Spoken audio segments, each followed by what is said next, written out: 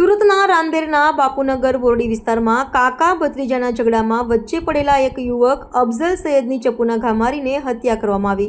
આરોપીઓમાં ભત્રીજો રફીક શેખ અને અન્ય એક શખ્સ અમીર સૈયદને પોલીસે ગણતરીના કલાકોમાં ધરપકડ કરી છે।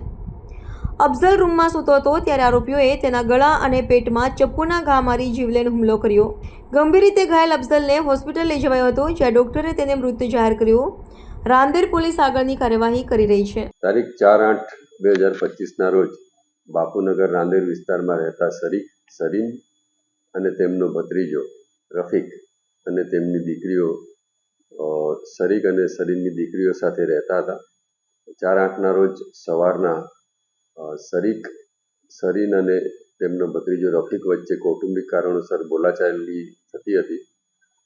જે દરમિયાન ઉગ્ર સ્વરૂપે બોલાચાલી થતી હોય અફઝલ નામના વ્યક્તિએ કે જે તેઓની પડોશમાં રહે છે અને કૌટુંબિક થાય છે, તેમણે રફીકને ઠપકો આપેલો, જેથી રફીક અને અફઝલ વચ્ચે આ બાબતે બોલાચાલી થયેલી, ગાળાગાળી થયેલી।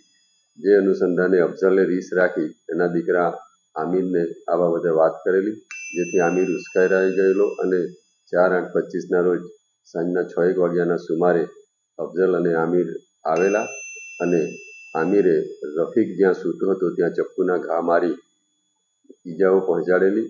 તુરંત જ 108માં લઈ જઈ રફીકને સિવિલ હોસ્પિટલ લઈ ગયેલા, જ્યાં સારવાર દરમિયાન રફીકનું મરણ ગયેલ। જે બાબતે રાંદેર પોલીસ સ્ટેશનમાં હત્યાનો ગુનો દાખલ થયેલ છે અને આ કામે તપાસ દરમિયાન આરોપી અફઝલ અને આમિરને અટક કરવામાં આવેલ છે। આગળની તપાસ ચાલુમાં છે। કઈ વાત ઝઘડો થયો છે? વાતમાં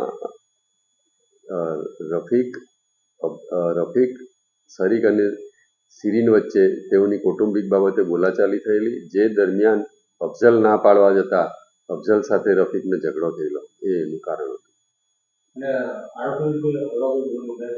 આરોપીઓ વિરુદ્ધ અગાઉમાં મોબાઈલ ચોરીના અને મારામારીના ગુનાઓ દાખલ થયેલા।